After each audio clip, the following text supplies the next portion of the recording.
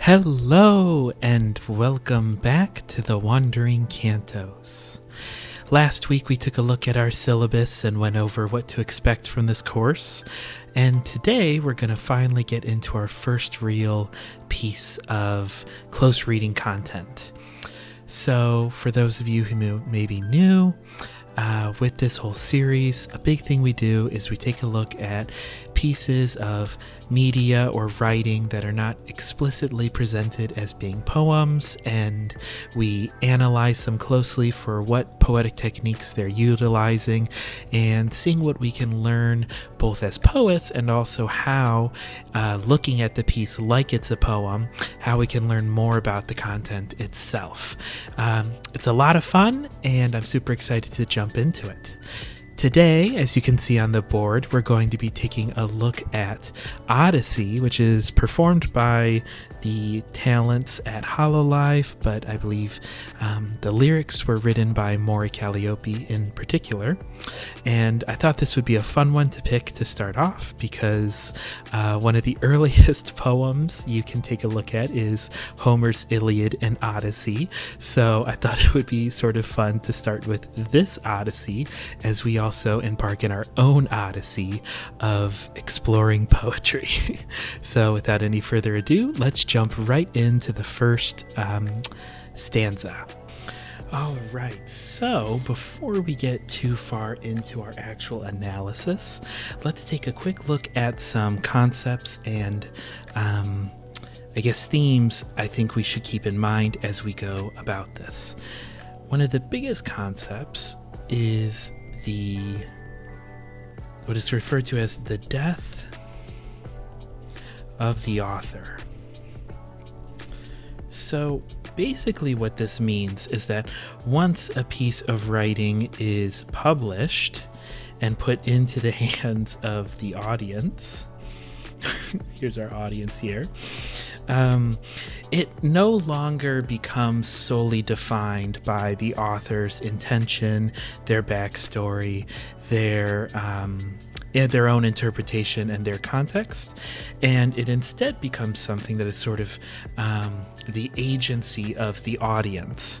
So it's a very important thing to keep in mind when doing these little literary analyses, because essentially what it's saying is that everyone will take something different from a piece of media, and it's often informed by their own personal unique experiences, and it's not invalid because they're applying their own perspective to it. So if an author intends a character to be a villain, but someone wants to argue that actually that villain is, I think they're actually the hero of the story, for example, that is a legitimate claim. And people can't say no because the author intended X, Y, and Z.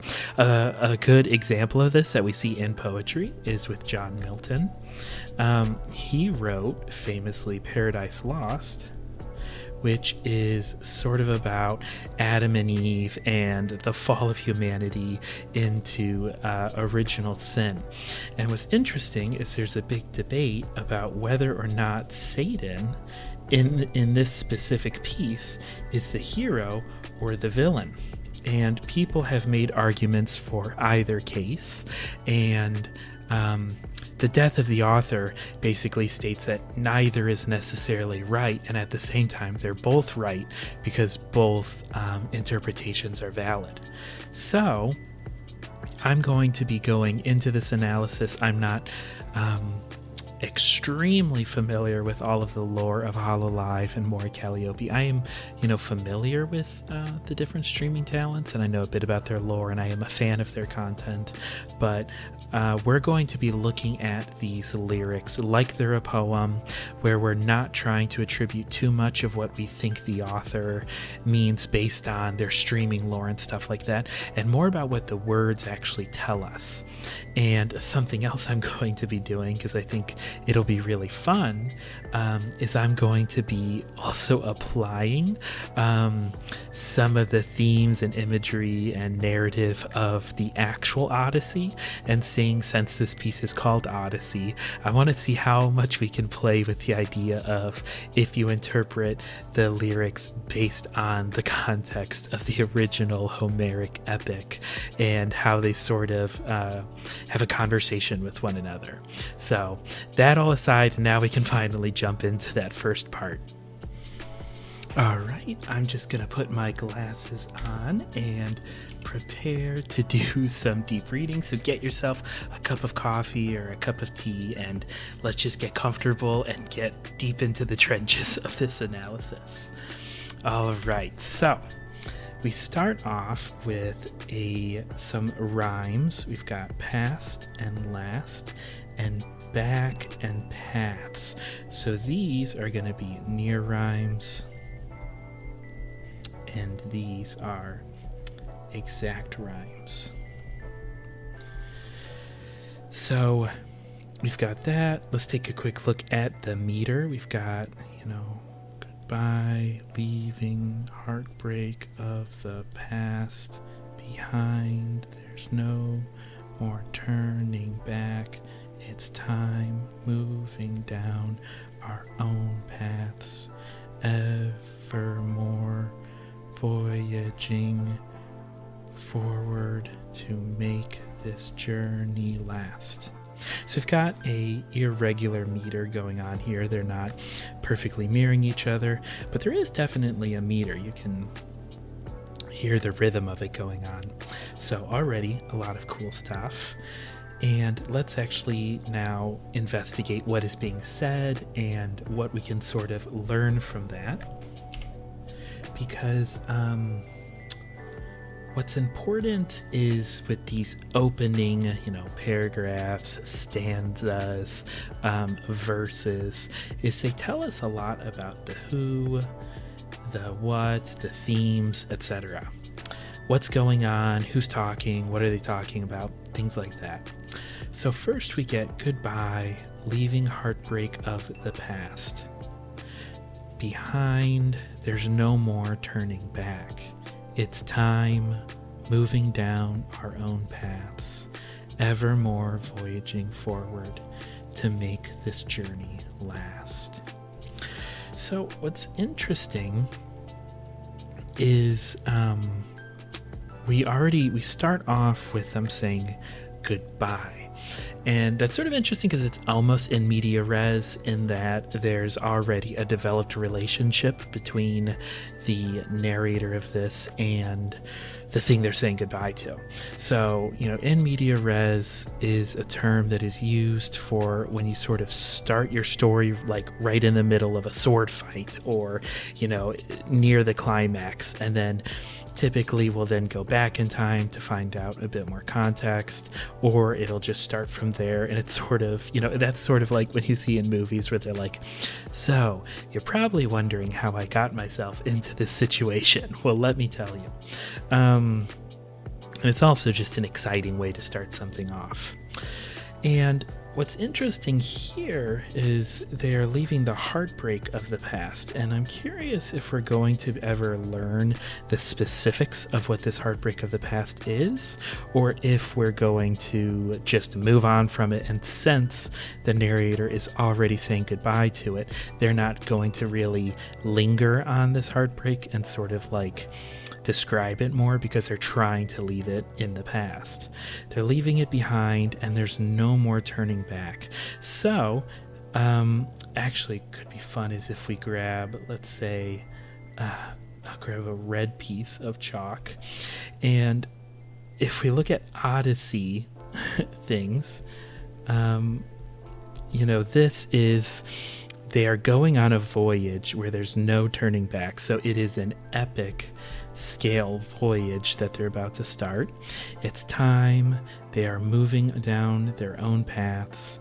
They're going to be ever more voyaging forward to make this journey last. Now, this last line's really cool, and I want to jump into that a bit more.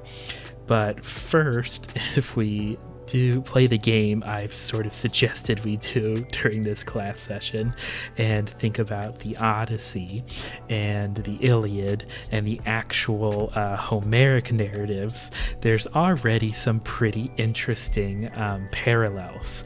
So for those who aren't familiar with the Iliad and the Odyssey, to do a really, really quick summary, basically here you have war at Troy for Helen, and essentially a ton of Greeks leave their home and fight, like, I think it's like a 7-year or 10-year long war all at Troy. And then Odyssey is after the war. It's them trying to go home. And what's interesting here is I'm not sure if the characters of this poem, of this piece of writing, if they're actually going to be going home or if they're going somewhere else entirely. It almost feels like they might have had home, then they hit this heartbreak, and now rather than doubling back to home, they're moving on to, even newer waters. However, again, to go back to the Odyssey by Homer, I think what's interesting is this opening works really well if you were trying to do like a musical on the Odyssey, because when the Greeks finally decide to go home, it's not in the same like victorious, perfect way they were expecting. A lot of them are like exhausted from this extremely long war that they weren't expecting to take long. They've lost so many friends and heroes. Achilles is gone, and there's just this huge disillusionment and sort of a chaos after the whole moment of the war ends and Troy burns down. And we see a lot of this in the Aeneid, which is by Virgil instead of Homer, and it's sort of like a third piece in this sort of saga, but it's not by Homer, so it's also sort of not official. And that one follows the Trojans, the surviving Trojans, as they head out to try to find a new home, and they end up basically starting Rome. But the Greeks have to go back home, and their wives have thought that they were dead for a long time, and some of them have been starting new families or cheating or just starting new lives, and their sons and their daughters have grown up and they're unrecognizable, and so they're extremely heartbroken by the actual status of the war and the struggles they've gone through. Achilles, who dies in the war, was one of the champions and heroes that everyone loved. And the ending of the Iliad is really interesting because it doesn't feel like, yay, the good guys won. It feels much more like both sides kind of suck and are disillusioned with this war, and it's sort of just the whimsy of a few kings and the gods that have brought them all here to this terrible situation. And so by trying to, for them, when they're trying to set sail and go home, they're ready to leave this whole war and all the heartbreak and their PTSD and all that in the past. And so in that way, this is actually very much like could be the perspective of Odysseus as he's ready to head home, head back to his family and who he loves and all that, and sort of leave this whole war of Agamemnon and Paris and Helen and Hector and all of that. This last line I said I wanted to return to, it's pretty cool because it's kind of a fun play on words in a way. So they're ever more voyaging forward, which is, they can't turn back, so they're going to forever go forward. But to make this journey last, it's sort of interesting because it almost feels like there's this statement of intention that they are intentionally going to be voyaging forward with the intent of making sure that the journey doesn't end. So they're placing value on the journey. And that's what they want to make last. So it's sort of like they want to stay in a state of moving on. However, the use of hour is interesting because, as you can see with the actual performance of the song, this is sung by multiple different talents and singers. So it's sort of like a choir, chorus, different parts, whole thing. An ensemble is the word I was looking for. But when you're actually looking at it as a poem, it's telling us that there is a sense of community here. It's not just one person who's leaving Heartbreak of the Past, but it seems to be that this collective is ready to leave the Heartbreak of the Past. It's not any one person's. It's actually all of them have experienced this, and so this is what they're trying to leave behind. And they're moving down their own paths and voyaging, which is interesting because I feel like that can be interpreted in a couple different ways. Our own paths could either mean that they are each going down their own separate paths, or that they're all going to go down the one path, but they are getting to finally claim that it is theirs. They've chosen the path for themselves, so it's not someone else's path that was written for them. And one last little thing I wanted to mention on this part, and then we'll move on, is there's such a, whenever you see the word journey and last together, they have such an association of the last journey, the last voyage. So it's sort of a cool wordplay that's going on, in that they're trying to make the journey last, which is, to have the journey go on. Oops, you can't see that. They're trying to make the journey go on rather than it be the final one. But if the journey lasts forever, then in a way it is the final one. So sort of an interesting, very cool bit of wordplay there. So now to jump into the next part. All right, so here we have our first real verse, as the previous one was more of an introduction. And this is an extremely interesting one, considering that the previous bit of writing was talking about, almost in more specific terms, going on a voyage and, departing from heartbreak and all of that. Now we have sort of a play on myth, as in Hololive myth. So again, I've now acknowledged that I get that this is sort of a play on myth, but I want to sort of do that whole death of the author thing and take a look at what this can mean almost if you don't get that reference, and see what other meanings you can actually extract from this. So, never spoken out of in the light. So this, is telling us that it is, almost a secret or a rumor, a legend, or a myth, which is sort of, spoken about in the shadows. And it tells us also that because it's not spoken of in the light, there's a level of secrecy to it. So it's not something that's universally accepted or okay.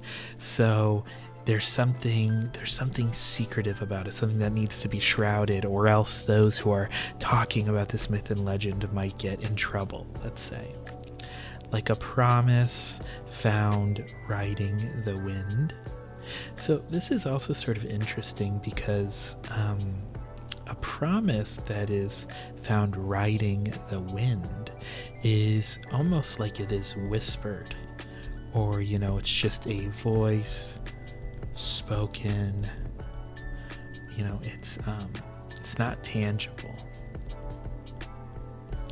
So basically, that is telling us that, again, this is potentially a whispered secret, that, the secret being a promise, and where a myth began spiraling outward and up, an inspiring tale begins. So, in a way, with this whole Odyssey as, a epic tale, it sort of tells us that this is the start of it. So how did this, this epic tale begin? Well, it began in sort of secrecy. It was sort of whispered, not in the light, and, but it steadily was carried by the wind and began to grow and spiral, sort of out of control, spiral outward until it became more universally known and accepted. And that's where an inspiring tale begins. To take a look at the rhyme scheme here has changed from what we saw before. Let me get a yellow piece of chalk. So here we have light and up, and then wind and begins. So none of them fully rhyme with each other. None of them are exact rhymes. Obviously, light and up are very different, but the in sound in begins and wind, those rhymes. So these are therefore sort of near rhymes there. But it's in a totally different structure. While the last one, I believe, was an A, B, C, A. This one puts us at A, B, C, A. Oh, wait, no, sorry. The other one, let's take a look. I think I still have it up. The other one was past and last, back and paths. Oh, no, so it is the same rhyme scheme, but it is being done in a sort of different way in that the A's and B's are near rhymes. So hypothetically, one could write this as A, B, C, D, since it's not exact rhymes, but if you're acknowledging that those are close rhymes, you get the A, B, C, A. So there we go. What else is interesting here? We got a meter of never spoken of out in the light, like a promise found riding the wind, where a myth began spiraling outward and up, an inspiring tale begins.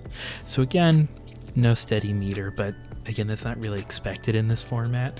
You only really see sort of a steady meter in like folk ballads sometimes, and some older traditional music. You can find it in like old Irish folk songs.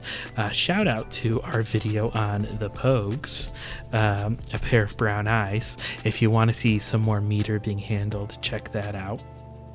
But to then also play our game a little bit, let's see what we can extract from this if we're applying these words to the themes and characters and narrative of the Iliad and the Odyssey as written by Homer. I just think it's a fun little game to play with this, so we're going to keep it up.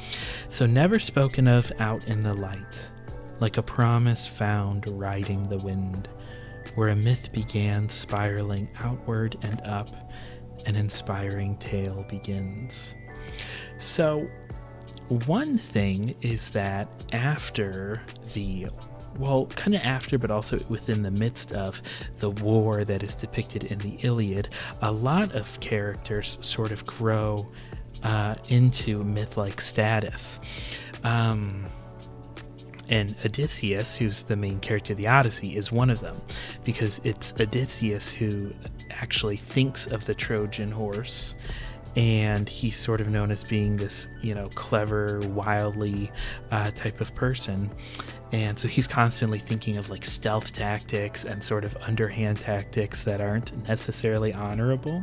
There's a whole part where they do like a raiding attack while all the guards are asleep, which at the time was seen as being kind of unhonorable. but he grows to myth-like status so that by the time he gets back home and he's in a disguise so people don't know who he is, everyone's talking about him as being this legendary figure. What's also sort of interesting is that a big part of the Odyssey involves basically, so they're on this boat and they're trying to sail home, and then they receive a bag that is full of like extremely strong winds, and at one point someone opens it. I'm forgetting who. There's like a million characters in these, but the bag's opened and it ends up blowing them totally off course. Like they basically almost reached home, and they could, it's almost like they could basically almost see it, and then they open this bag and then they end up doubling back like even further from where they originally began. So the fact that their ships are riding the wind and they are, spiraling outward, that is sort of a funny parallelism. Again, not saying that's intentional.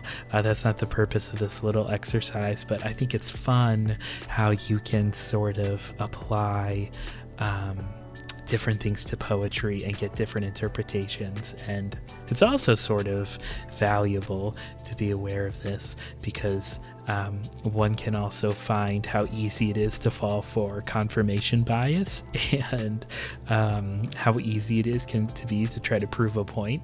Because if I was structuring this little class lecture differently, I could be trying to say that Mori Calliope intended this to always just be about Odysseus and has nothing to do with Hololive, and I could make an argument for it, but that isn't to say that that actually is true.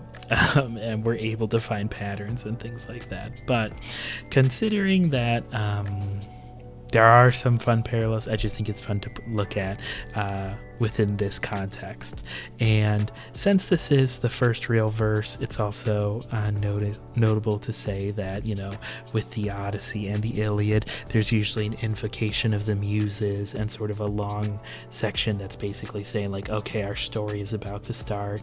We've called upon the muses and asked for them to help us tell this story. And so here, it's we're getting the context that it's almost like the invocation of the muses is them saying like, take us away from heartbreak, take us away from all this, this bad past, and instead set us upon this voyage that's gonna last, potentially forever, because that's what matters.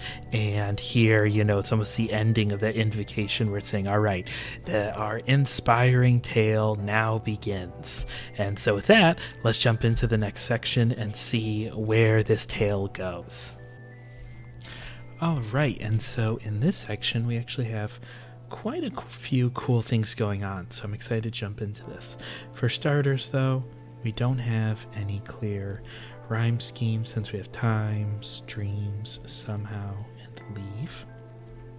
There is a bit of an internal rhyme with dreams and leave, in that dree and lee kind of sound. But that's the closest we have, so we have a near rhyme there. But times and somehow don't really have anything except for that M sound, some and time. But so potentially we have, two pairs of close rhymes, but yeah. As for the actual content, let me do a quick reading of it, and then we'll jump into what's actually being said. So we have, we who dare defy changing of times, us who follow unreachable dreams, know it's here and right now that we're drawn to somehow, deep inside, a will to live that won't leave. And this is really interesting in comparison to what has been said before. So previously, this poem has expressed interest in leaving and departing from heartbreak and going on a never-ending voyage. But here, we have the speakers now saying that they defy a changing of times, and they defy change, transition, but also in the literary world we often see change as being a sort of growth. So there's sort of an interesting that they're defying change. And what's interesting about that is, since they were allegedly seeming to be interested in departing from the heartbreak, which would imply a level of change. They want to change from the times of this hard past to a brighter future. That being said, it is possible that they're defying now the changing of times now that they are on their voyage. Because ultimately, what they're really saying is that they are sort of rebellious figures who are, they defy the changing of times, and they also follow unreachable dreams. Now, as we've said in other videos, what's always interesting about poetry as compared to like novels and short stories and other forms of writing that have very, huge word counts depending on it. They can be extremely long, and so when you have that high of a word count, not every word matters in the same way that you'll see with poetry and song lyrics, where there's only, you only get so many lines, so many words, so you have to choose every word really carefully. And the fact that they are using this adjective, which modifies a noun, the noun being dreams, the fact that they're using the adjective of unreachable implies that from their perspective or from their point of view, they see their dreams as unreachable. And yet, despite that, they continue to follow them. I feel like I bring up Lord Byron in almost every one of these videos, but that really only shows just how influential he is. Lord Byron was sort of the prototype of the sort of goth, bad boy, rebellious type. That's where we get, the Byronic hero. And something that was sort of a common theme is very much this sort of like smiling in the face of fate and death. And, if you were to find out, if you were able to speak to a genie or, a time traveler or something, and they were able to tell you that truly your dreams are unreachable, and to know that, but to still pursue them anyway. The Byronic hero and Lord Byron in his writing sort of basically argues that there's a sort of nobility to that. Smiling in the face of death again. It's that sort of like, yeah, you might tell me that it's impossible, but I'm not going to believe you, or even if I kind of believe you, I'm still going to try because that's what's in my nature. And here they're very much setting themselves up to be sort of that sort of Byronic hero, who also, Byronic hero, Childe Harold, famously also went on a big voyage or Odyssey, and this is the poem that sort of invented the Byronic hero and popularized it as we know, and so that's sort of interesting. And then they proceed to say that no, it's here and right now that we're drawn to somehow, deep inside, a will to live that won't leave.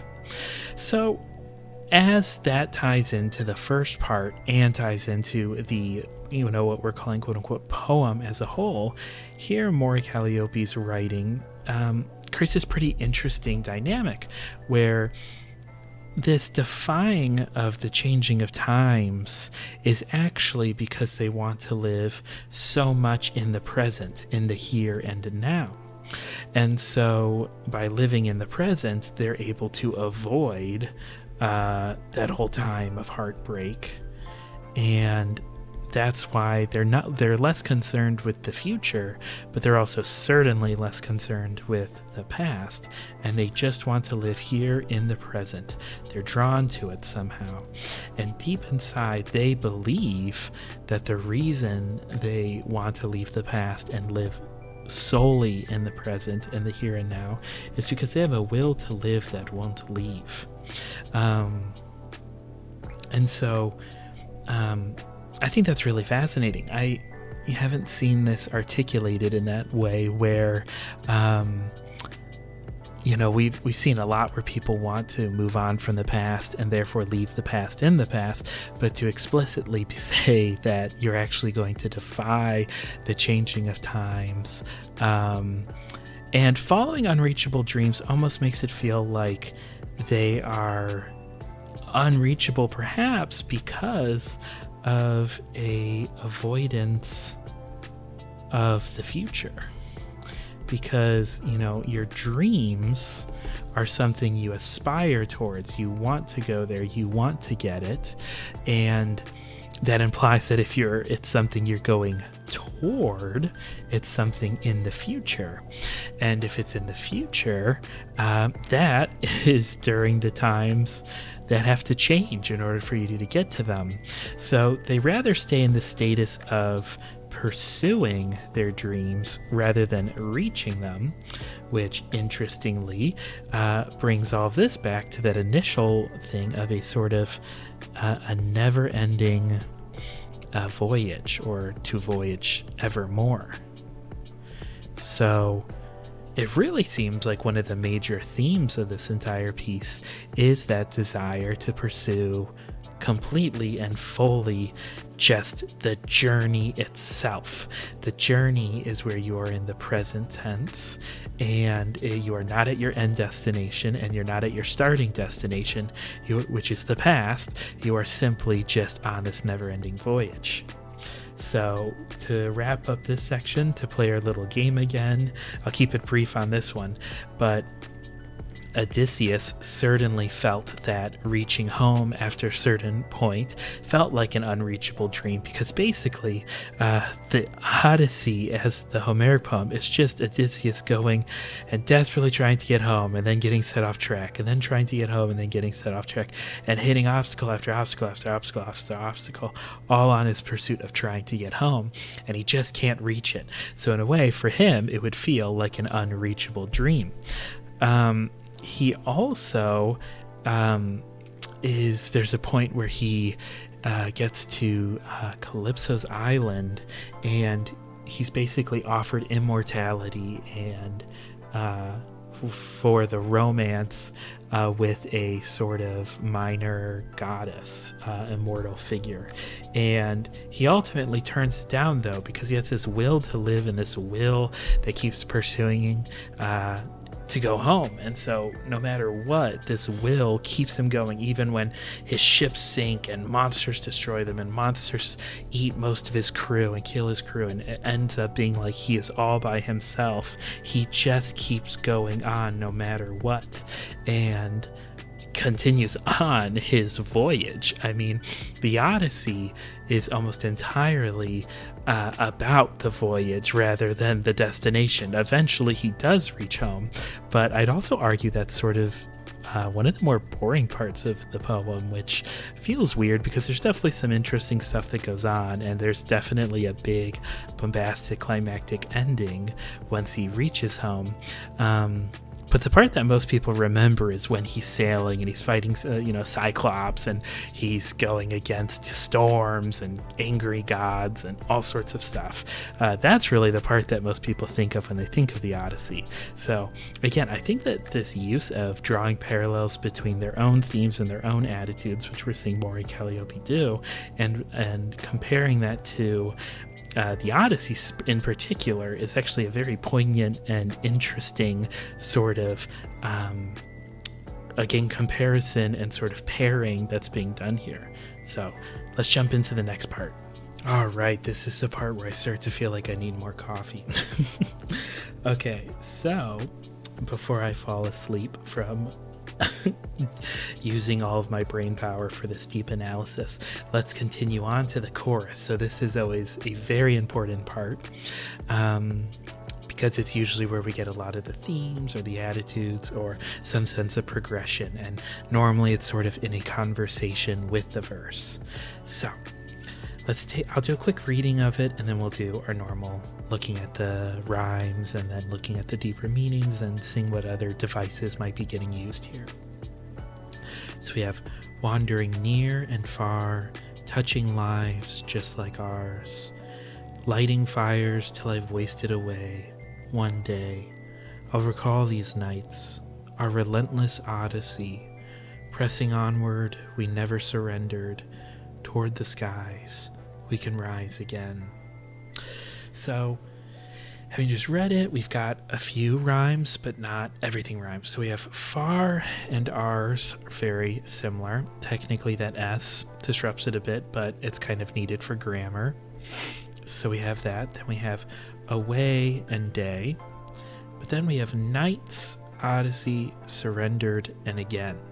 And none of these really rhyme, which puts us at a, let's put an A, B, C, D, E, and F.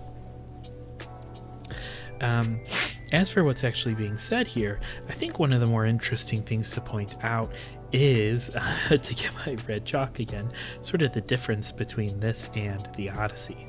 So we'll say, the Homer Odyssey and the Mori Odyssey. So in the Homer Odyssey, the Odyssey in a way is sort of an interesting, because it's sort of at times the more remembered and the more frequently read out of the two, with the Iliad and the Odyssey. But in a way, the Odyssey is sort of actually more like almost like the afterword or the conclusion, because the true aim of all of these characters was to get Helen of Troy. That was the face that launched 1,000 ships, or whatever the expression is.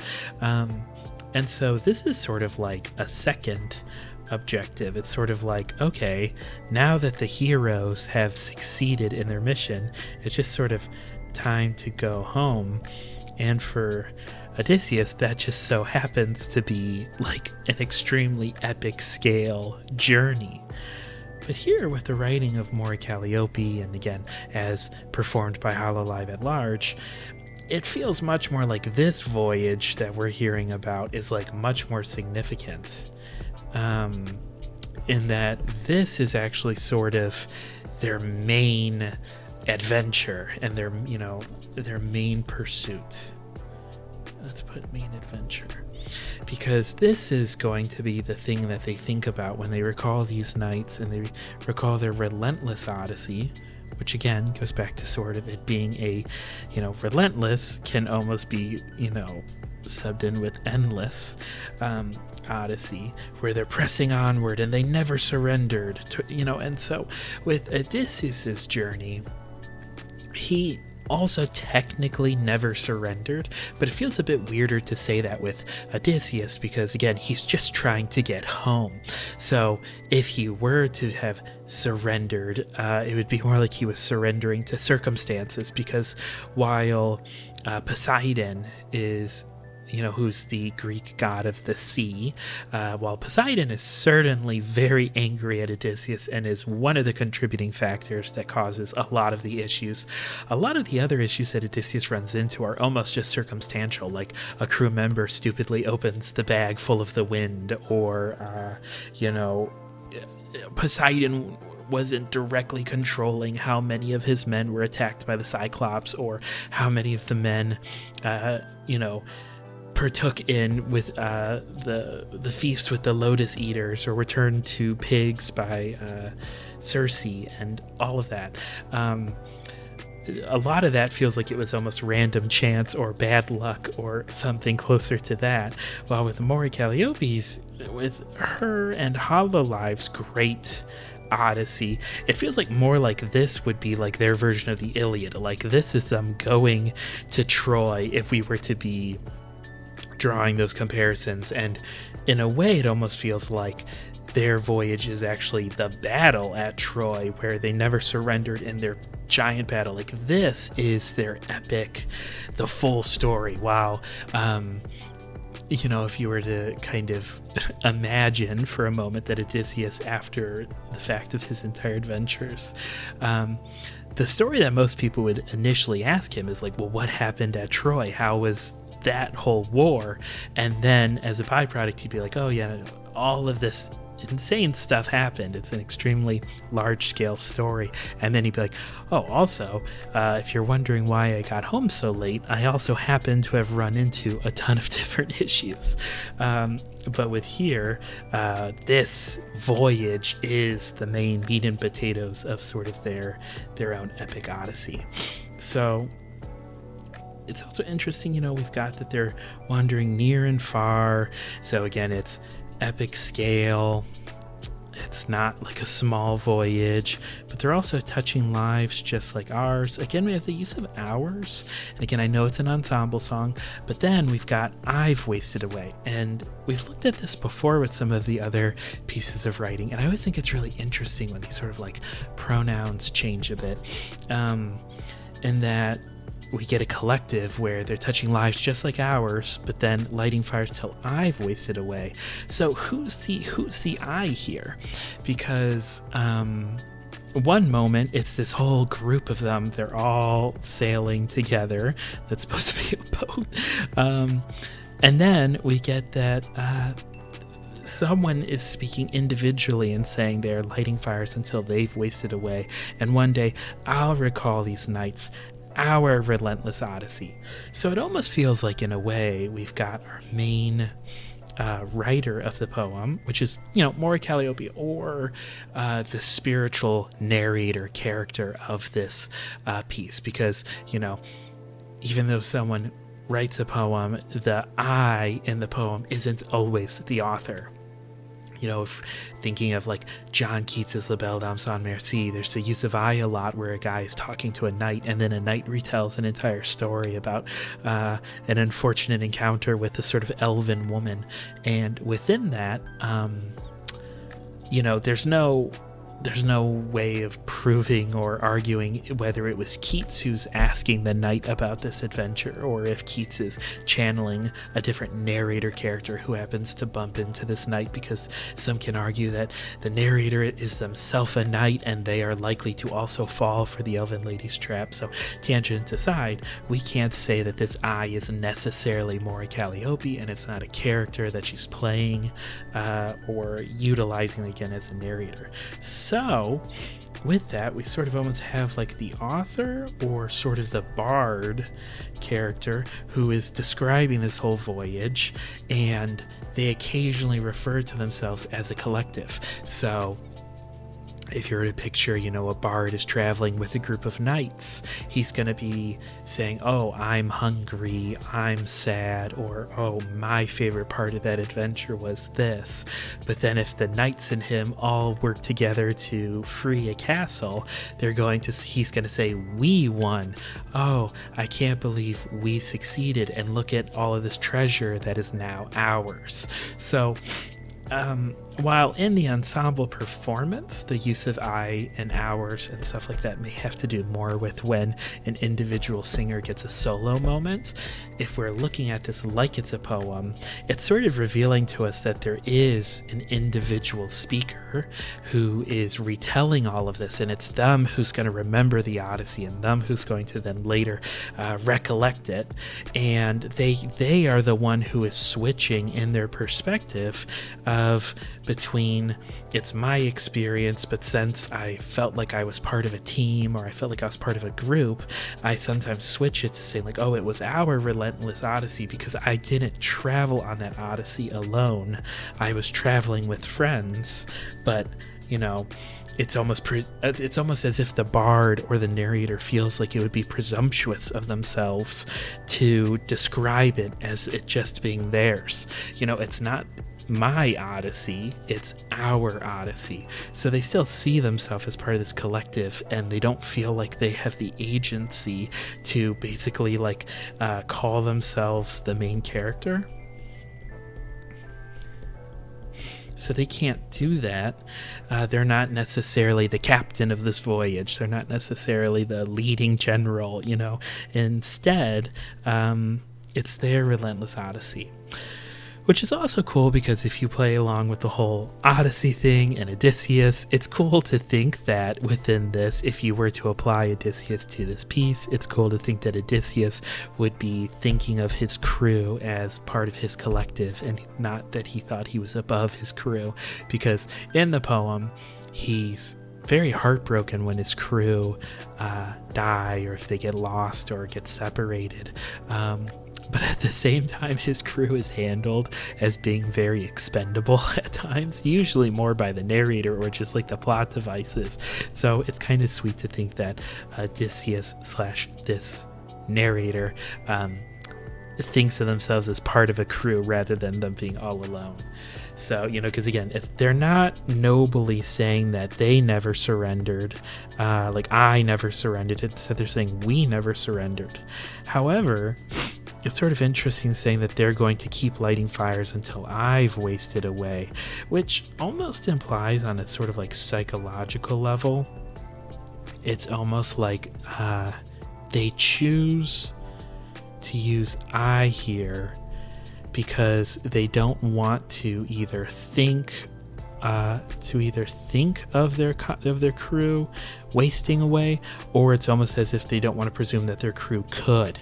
So it's not like, oh, we're lighting fires until we've all wasted away. For some reason, they're making a very specific psychological choice to only describe themselves as wasting away, which also sort of further cements that whole feeling of like they clearly love their crew and they think of themselves as a crew, as a collective, and they don't even want to write the sentence where it's I've wasted away, because whenever it's anything positive, like we never surrendered and it was our relentless odyssey and we were touching lives just like ours, and also we can rise again, whenever it's positive they use we.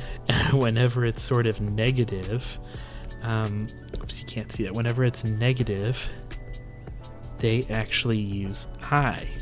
So that's extremely interesting because just based on their word choice, we're getting a huge like sort of glimpse into the psychology of this narrator. Again, I'm not going to be so presumptuous as to say I'm reading the psychology of Mori herself as the main lyricist, but certainly of the narrator. And it's also sort of interesting, this I'll recall these nights of our relentless odyssey. That's sort, let me get another color, but that's sort of an interesting piece here because this is a narrator who has said multiple times that they don't want to go to the future, they want to leave the past, and yet here they're already imagining themselves reminiscing and looking back on this odyssey. And if you're recalling the nights of this odyssey, it means that eventually the odyssey ends. And then when it's over, you're going to, you know, sort of reminisce on it. And so they are already predicting the end, and they're already saying we never surrendered, which is interesting because that is a statement of the past. They're using a past tense. We never surrendered, not we never will surrender. It's we never surrendered, which almost makes it seem like this already has ended, and that, you know, even though they're predicting that they're going to recall these nights later, they might already be recalling them, because how do they know if it isn't over? How do they know that they haven't already surrendered yet? That, you know, that there's a confidence in this claim, which implies that they've already seen it through. So very, very interesting. Let's jump into the next portion though. All right, and here, after that first portion, this section feels so much smaller. But again, some very interesting things going on, especially when you consider these themes of time and the present, the past, and sort of also change and voyage, and the journey being the main part. So here we have, my heart, it sways, but I'm not afraid. Advent's on the horizon now, but the mission stays the same. And so Advent is one of the groups in Hololive. So, Mori's intent probably has to do with the fact that Advent joined the group of Hololive at large on their voyage, but they also sort of play villain characters. And so, they have their missions and all of that. But if we do the whole death of the author thing again, I feel like what's sort of interesting is Advent is also sort of the beginning of something. You could say that the Poetics of, which I believe was on a Fuamoko song, that was sort of the true advent of my channel.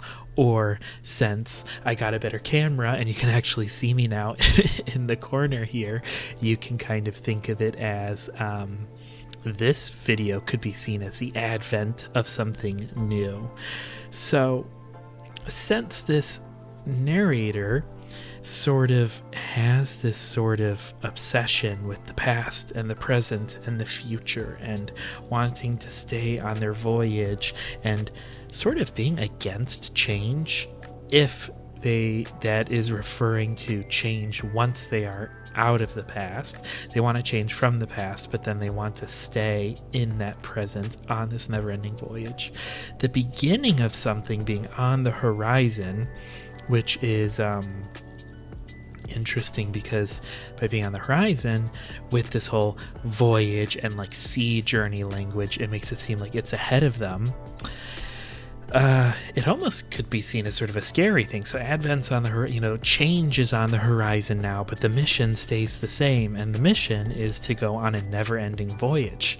So in a way, them saying but the mission stays the same almost makes it seem like, hey, even though there's this other, ship on the horizon, or this landmass on the horizon, which could be, the personification of change and of the beginning of something new, even though that's there, and even though it may eventually reach our ship, we're going to continue on bravely regardless, and we're going to try to avoid that, or fight it in their own way, because rather than it being like, oh, well, Advent's on the horizon now, there are more members of Hololive who get to join us, and isn't that great and fun, the usage of the line, but the mission stays the same, makes it seem like, by the fact that the mission stays the same, that's them stating that even though Advent is on the horizon, nothing has changed. Because by saying but,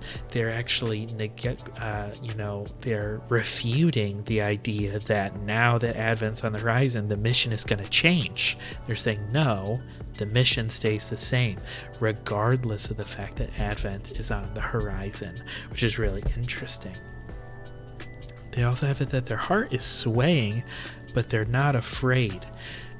This is a really interesting line where, again, if we remember that word choice is so essential when you only have a few words. I mean, look at how small of a section this is. When you only have that much text. So if it's swaying, but they're not afraid, that almost makes it seem like their heart, if a heart sways, it changes, because fear could make it falter. If you were to say your heart is faltering, that makes it seem like you have regrets or fears about what you're doing, and maybe you're not committed anymore. But swaying, that is almost always more to imply change. And what they're refuting isn't that they're not going to change. They're not saying my heart, it sways, but I feel the same, or my heart, it sways, but I'm not going to change, or anything like that. Instead, they say they're not afraid. And it's sort of like, what's interesting about the character and the narrator stating this is it sort of feels like, well, who was asking? it's almost with the whole like methinks the lady doth protest too much. If they think we're gonna think they're afraid, and so they're getting ahead of that and saying, no, I'm not afraid. So, don't even ask if I'm afraid, because I'm not. Because they're saying, but I'm not afraid. Which makes it seem like their heart is changing, but it's not out of fear. And it also makes it seem, because again, they're not denying the fact that their heart is changing. They're only denying that it's not changing because of fear. Which is interesting because it sort of implies that it seems like the change would be change born of fear. If to make a silly example, if I were craving pizza for dinner and then I said, oh, actually I want a salad or chicken wings or a burger for dinner instead, no one would be like, oh, is it because you're afraid of pizza? But if I were to instead be like, I think I'm going to go out and get some food. I'm going to go out and try this new restaurant I've been wanting to try. But I've been too anxious to go out before. But I think, I think I'm going to do it tonight. And then when it gets around time to leave, I suddenly have a change of heart. And I'm like, you know what? In fact, I think I'm just going to cook something at home. Then someone might be like, what, are you afraid of going to that new restaurant? What happened? Why did you have a change of attitude? And so in that way, it sort of provides a context that it almost feels like what their heart is swaying on is their voyage. Do they want the voyage to end now? Are they less interested in a never-ending voyage? Because it almost seems that way, because they're having a change of heart. And then they say that Advent's on the horizon now, so change is on the horizon. But then they say the mission stays the same. But what's interesting is you could almost read that line as being like someone is protesting too much, where it's like, again, no one's asking if the mission changed or if they're afraid, but they're just revealing that on their own. They're just choosing to say, oh, by the way, I'm not scared, or by the way, the mission isn't changing. It's like, does that mean that within your heart you're starting to have doubts and you're kind of potentially thinking maybe it should change? And while I referenced it earlier to do our little Odysseus moment, when Odysseus is on Calypso's island, he seems to sort of struggle. It seems to be one of the moments of all the moments where he really seems to struggle between staying here with this wonderful, caring sort of goddess who's offering him immortality and comfort, and he can stay on this cozy little island forever, or if he continues on this voyage that he's been on forever and continues to try to make it home. And in that sense, it's basically like he hangs out with Calypso during the day, but then at night he cries on the seashore, and it's basically he's longing for home, and so he's super conflicted. So in that sense, it could be like, oh, his heart is swaying, but he's not afraid. Advent's on the horizon now. He's going to leave this island because the mission stays the same. He's going to continue going home to Penelope, which is his wife. So very interesting how, yet again, you can sort of apply the Homer's Odyssey to this. So let's jump into the next bit. All right, so then we have this next section that's not to be too on the nose, but it's a very poetic section. I really enjoy it. But however, it's also really interesting because it sort of continues this thread of change occurring and dreams changing, and this whole, again, this theme of the past and the present, and this sort of like want for consistency. So they say one dream could change. Okay. Leave the world in flames, but sparks remain, reminding all of what you've done, but not your name. There's so much going on here. So, for starters, we have some, this A sound is sort of repeated in all the lines. Change, flames, remain, and name. The kind of like A sound is within all of them. So we sort of have an A, but they're all sort of near rhymes. But it's that internal sound that's in all of them. But one dream could change, leave the world in flames, but sparks remain. This is super fascinating because this is the part of the video where I bring up English romanticism, which is going to be a very common thread, in which Percy Shelley has a great poem called Ozymandias, which I think that's the best spelling I can do for it. I think that's how it's spelled. But it's extremely similar in sentiment to this portion. So in Percy Shelley's poem, it's basically this, if you were to imagine that there's this statue in Egypt with this plaque, and the plaque says, look around you and look at all that I have built and done. Because when the statue was, initially built, it was surrounded by, a whole city and towns and all thriving. And so this king, Ozymandias, is saying, look at all of this and basically sort of despair that you haven't done what I have done. However, the great irony is that when it's the 19th century and Percy Shelley, in the poem, the narrator hears all this secondhand, but the person who's describing it says that there was nothing around the statue, and in fact the statue itself had been reduced, so it was just the feet of the statue, no face, no identification, and there was just sand all around it.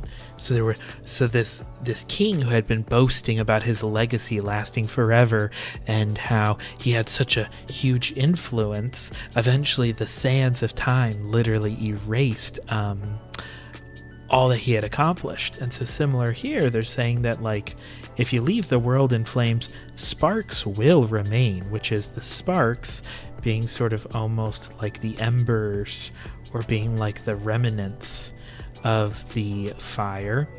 But it's going to remind everyone of what you've done, your action of leaving the world in flames, but that sort of legacy will not have you being remembered forever. Everyone will remember the fire, but they will eventually forget who set the fire.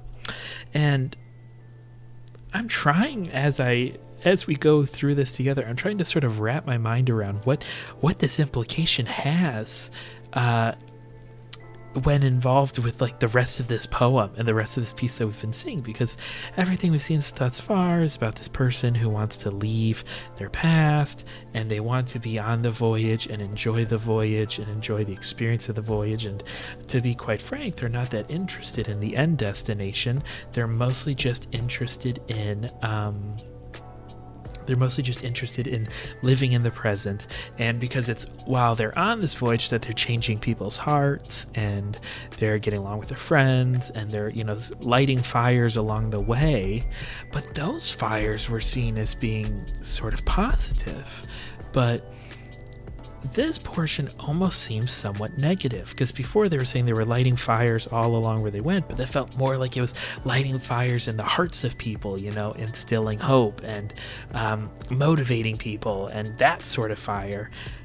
And so hypothetically, this could be read in two different ways. I feel like one could either read this as saying, well, if you leave the world in flames and set it in this sort of negative way, the sparks and those embers will remain, which almost makes it seem like your act of trying to set the world on flames will ultimately dwindle until there's nothing left but embers. But because there's embers, there's still a bit of the world left, because fire consumes something. Like, fire needs something to be burning, or else the fire goes out. So like, if you were to burn up the world and then the entire world literally get burnt, then there would be no fuel for the fire and the fire would go out. But if there's still sparks, that implies there's still a world. And if you're setting the world on fire, it is implying that you want the world to burn, which also has a negative connotation. I mean, we even have like that Batman quote where it's like, oh, some men just want to watch the world burn. We tend to associate setting the world on fire as being a negative thing. Like, oh no, the supervillain wants to set the world on fire. And there will still be people there who will remember this act, but they will forget your name. However, you could also read it if you're trying to think of it as this whole set lighting fires in people's hearts. It's saying that like you could eventually inspire, because it's an inspiring tale, they said earlier. They're going to begin this inspiring tale. So if you're trying to inspire the world, but sparks remain, is where it's confusing, because if you're to say, oh, you can light a fire in the heart of everyone in the world, and even afterwards sparks will remain, because sparks, rather than being embers, sparks are more like the things that start fires. You don't start a fire with an ember, you start it with a spark. So I guess it could be like, leave the world in flames and then you'll leave, but the sparks that you used to light the world on fire will remain, and people will remember what you've done, but not your name. But I feel like part of what's so weird is, but not your name feels like such a negative thing. With the themes of them going on this inspiring voyage and how they're telling this epic tale of the Odyssey, but not your name makes it then almost seems to directly contradict it. The only other thing I can really think of that might maybe explain this is if we were to assume that this paragraph is actually supposed to be, maybe the narrator is speaking to someone else, because if I remember correctly, for the rest of this whole piece, they've always used either our or I, my, that kind of thing. But here specifically we have them use you. So the only other thing I could think of is maybe this is like an interesting moment where they're saying, like, to the person who traumatized, or not traumatized, but this person who gave them the heartbreak in the beginning, it's saying, like, oh, you could leave the world in flames, but the sparks remain. Everyone will remember what you've done, almost in a negative thing, like, we're not going to forget and forgive, but we will forget your name. That feels like something you would almost say to a villain, where it's like, oh, Darth Vader, you can leave the world in flames, but the sparks of rebellion remain. And again, if there's sparks, it's almost implied that there's some level of fuel.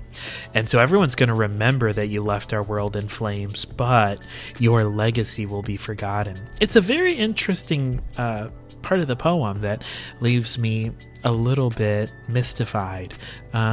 But that's not a bad thing. I actually tend to really like when poetry leaves me a little feeling like I'm left in the dark, because I feel like that's part of the charm of poetry. It's like novels and short stories, they're able to be extremely specific, and they show not tell, but they at the same time don't really leave anything on the table, while poetry is able to play with a certain level of vagueness. I mean, again, I think I just showed an interpretation of this in like 3 different ways, and unless Mori comments on this video herself, there's no real way of knowing what she intended. And again, further, this whole video is sort of an exercise in the death of the author, so at the end of the day, these three interpretations are all sort of valid, which is sort of interesting and a little confusing to grapple with.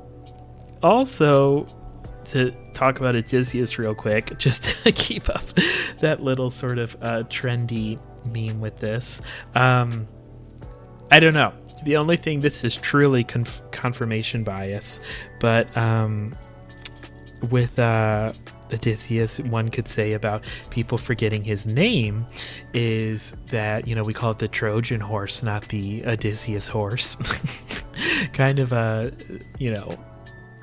silly point. But also, however, there's also sort of an interesting part of, again, we're kind of forcing the application to work here. I'm fully admitting that, but it's an exercise that we're trying to do here.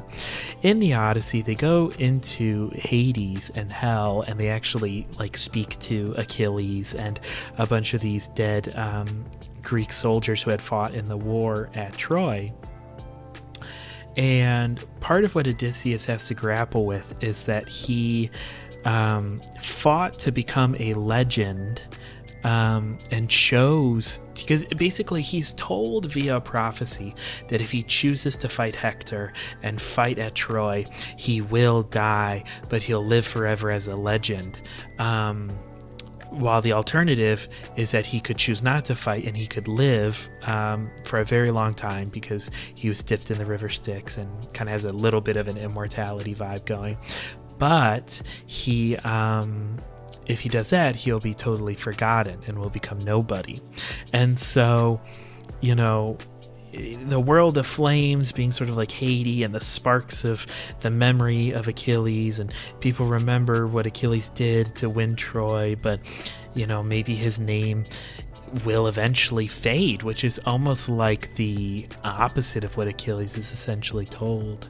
And I think Achilles is such a tragic figure too, just as sort of a side tangent, in that he doesn't really want to pursue the fame and the glory, and it's not until his best friend is killed in battle that he decides to rejoin the war. So it's not that he's doing it to pursue an immortality of fame, but more so out of loyalty to his friend. So I feel like one could definitely apply this whole interesting stanza towards Achilles and draw some interesting parallels, but beyond that, it's also just confirmation bias. All right, on to the next part. All right, and we only have two parts left. So here we have a bridge, and again, there's some interesting developments here, but I'll give it a quick read and, we'll do the whole process. I could follow every star until my heart stops beating. We're 1,000 worlds apart, but justice never knows defeating. What is bound to be our destiny is left to the unknown, but I know that I will never face it alone. I think there's supposed to be an S there. But, so we've got beating, defeating, unknown, alone, which gives us an A, B rhyme scheme. But there's so much interesting stuff here. So I could follow every star until my heart stops beating. Once again, this is reminiscent of the theme of living for the journey over the destination. But then it says, we're 1,000 worlds apart, but justice never knows defeating. So the justice never knows defeating part it's a line in reference 100% to Hololive, Hololive Justice. So, one of the purposes that the author clearly had was to draw allusions to the different groups and teams, since it's sort of a collective song. But now that I've acknowledged that, I want to pretend we don't know that and sort of see more about what we can get from what the words themselves are telling us. So again, this first line matches with everything we've heard, but then they say we're 1,000 worlds apart. This is extremely interesting because previously there was sort of that line about they're all on their own paths. And it was sort of unclear whether that meant that they were literally all going separately on different paths, or if they were on one path, but it was theirs, and like their agency, they had chosen it. Here we find out that they're 1,000 worlds apart, which actually then makes it seem like this sense of journey truly is more like this variety, in which they're all going separately on all different voyages. They're all on different Odysseys. But perhaps what connects them is their mission, because, together they're changing the hearts of people and lighting fires until they wither away and all of that. And also, though, what's interesting is, for example, then how are we to interpret the line where they say that Advent is on the horizon, but the mission stays the same? That almost makes it seem like, Mori Calliope / the narrator ship happened to see the ship of Advent. Here's Advent, here's Mori, and Mori sees them on the horizon, but continues with the mission, which is to go on their own path, on their own voyage. And here Advent then presumably went on their own way rather than them linking up, which, I don't know. Maybe it's the mood I'm in, but I feel like there's something sort of lonely about that, that they're all on their own voyages. I felt like it was a much more fun, romantic, as in English romantic sense of community sense. If you were to picture they were all on one ship and they were all going on an adventure together. But this seems to drastically change that perspective and change our understanding of it, and now it really feels like every member is on their own Odyssey, which I guess is how one could really describe life in a way. Life is sort of an Odyssey, and we all have to live our lives, separately. So do what you will with that. A bit of a lonely sentiment, though. Not a bad sentiment, just, the poem is making me experience the feeling of loneliness.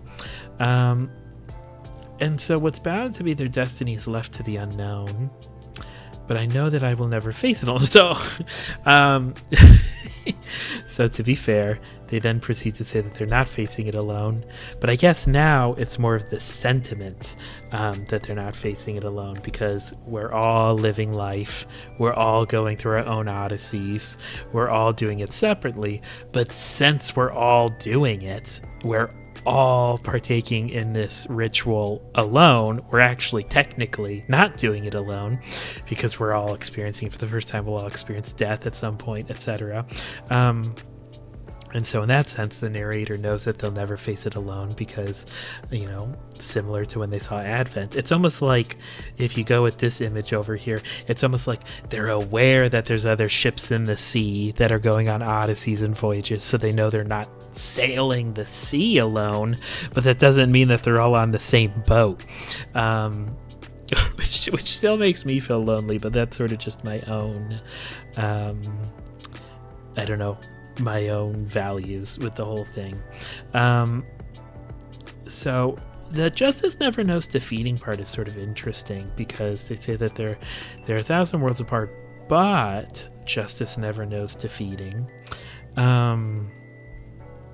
Part of me thinks that this may have been mostly to rhyme with the heart never stops beating, justice never knows defeating. But the use of but's interesting, because it almost seems like, despite the fact that they're worlds apart, justice never, knows defeat. And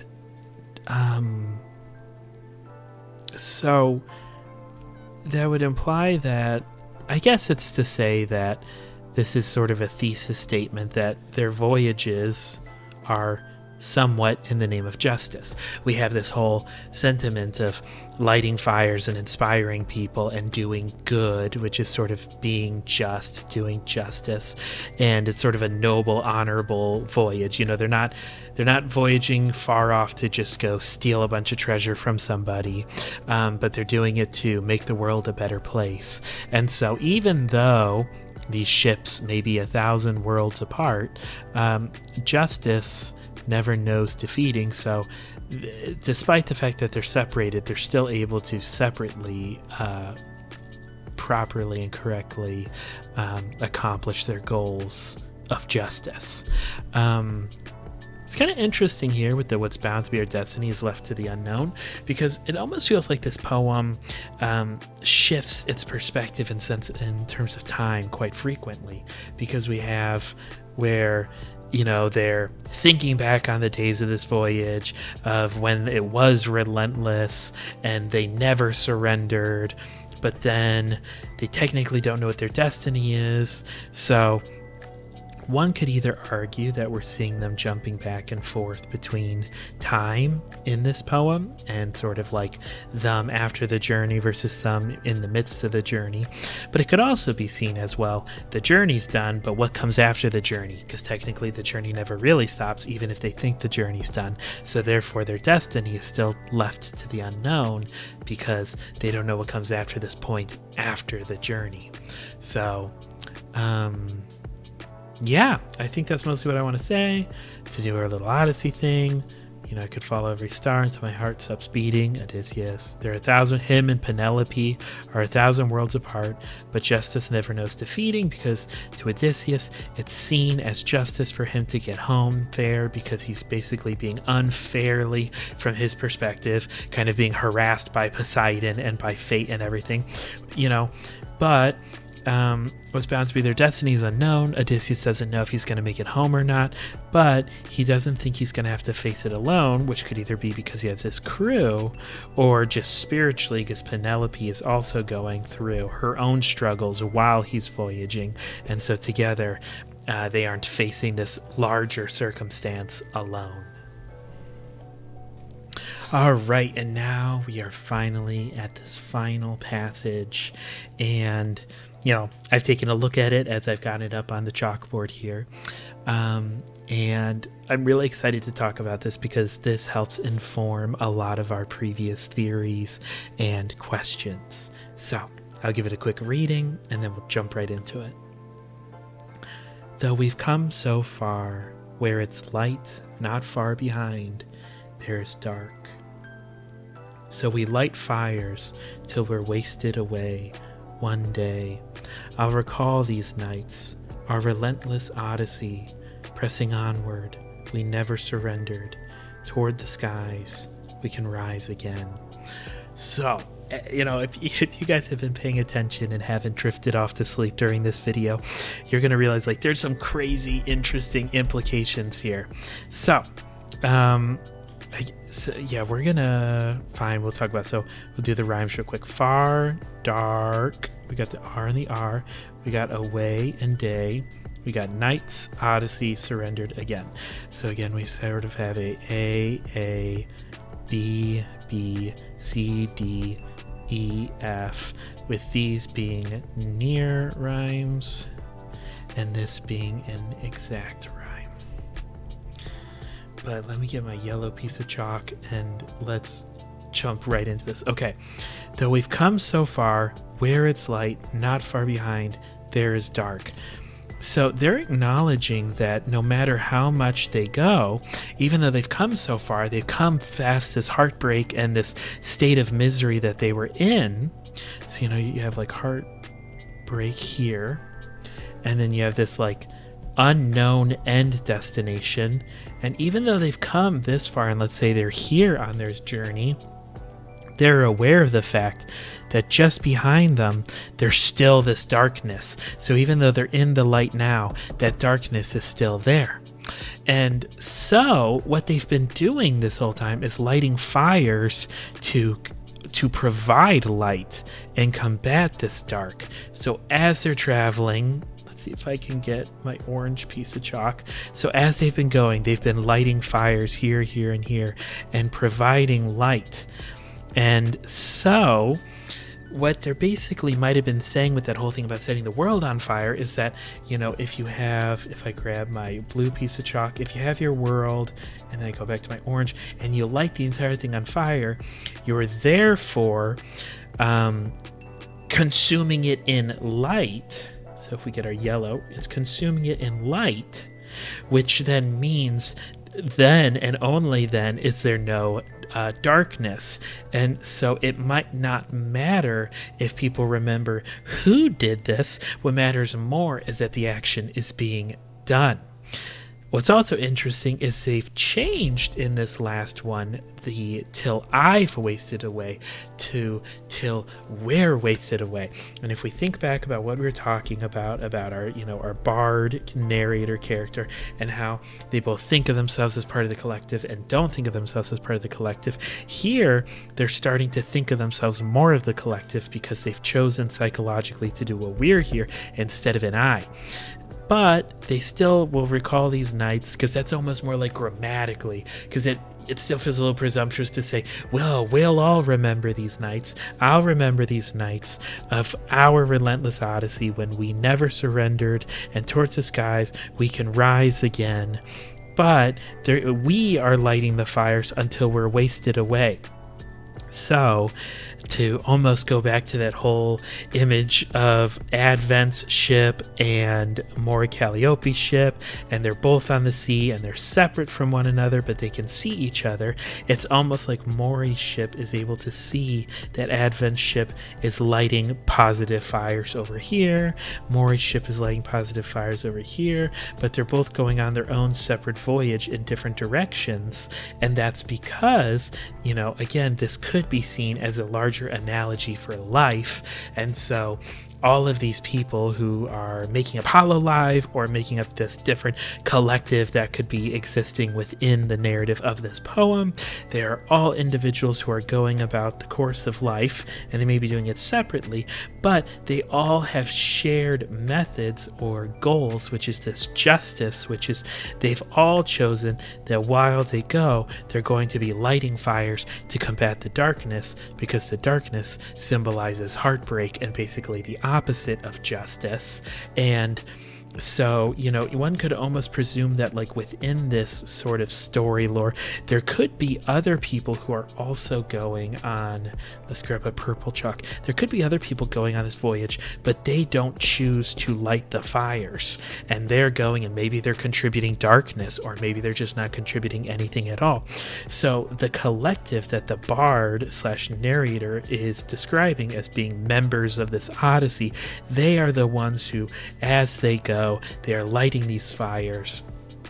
And so even though they're acknowledging that there may be there's still darkness, they're still trying to light the fires, which goes back to the whole previous line in the poem in which they were saying that they were pursuing an unreachable dream. So again, we get that Byronic hero with Lord Byron's influence here.